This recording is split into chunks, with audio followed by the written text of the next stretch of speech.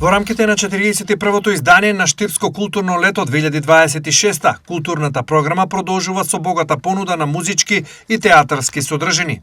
На 9 јули, четврток, со почеток во 20 часот во Уметничката галерија Безистен, ќе се одржи вечер на македонска музика, на која ќе настапат штипскиот бас, оперски пејач Тодор Арсовски и бразилско-италијанската пианистка Джовано Черанто. Истата вечер во 20 часот на сцената на Народниот театар Штип ќе биде изведена комедијата Стадолет за жени.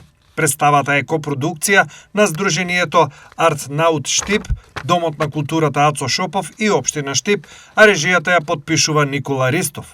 Културната програма продолжува на 10 јули во петок, кога во Уметничката галерија Безистен со почеток во 20 часот ќе се одржи концертот Од Урал до Атлантик преку Вардар.